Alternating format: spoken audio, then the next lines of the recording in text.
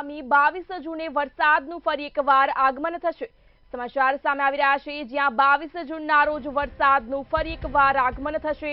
રાજ્યના કેટલાક ભાગોમાં ભારેથી અતિભારે વરસાદની આગાહી કરવામાં આવી।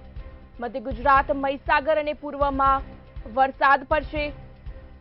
આગામી 22 જૂને વરસાદનું ફરી એકવાર આગમન થશે।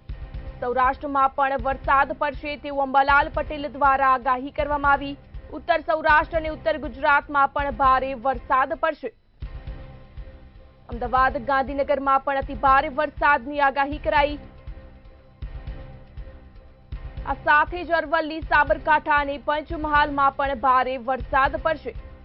છૂટાછવાયા વરસાદની સાથે ભારે વરસાદ રહેશે।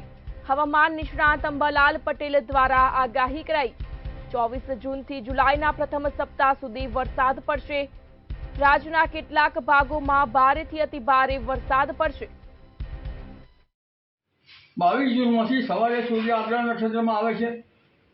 આગ્રહ નક્ષત્રમાં આવતા વરસાદની શરૂઆત થઈ જશે, જેમાં મધ્ય ગુજરાતના ભાગો, વડોદરા વગેરે ભાગોમાં ભારે વરસાદી ઝાપટા પડી શકે છે। પંચમહાલના ભાગોમાં ભારે વરસાદી ઝાપટા પડી શકે છે। કોઈ ભાગમાંથી ભારે વરસાદના ઝાપટા પડી શકે છે। મહીસાગરમાં ભારે વરસાદના ઝાપટા પડી શકે છે। કોઈ ભાગમાંથી ભારે વરસાદના ઝાપટા પડી શકે છે।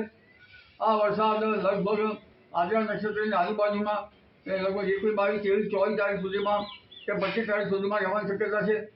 અને દક્ષિણ ગુજરાતના ભાગોમાં પણ ભારેથી અતિભારે વરસાદ થવાની શક્યતા રહેશે। મહેસાણાના ભાગોમાં પણ ભારેથી અતિભારે વરસાદ થવાની શક્યતા રહેશે। એટલે લગભગ આગામી બે કે 3 દિવસ પછી ભારે વરસાદનું વહન આવી રહ્યું છે। સાબરકાંઠાના ભાગમાં પણ ભારેથી અતિભારે વરસાદ થવાની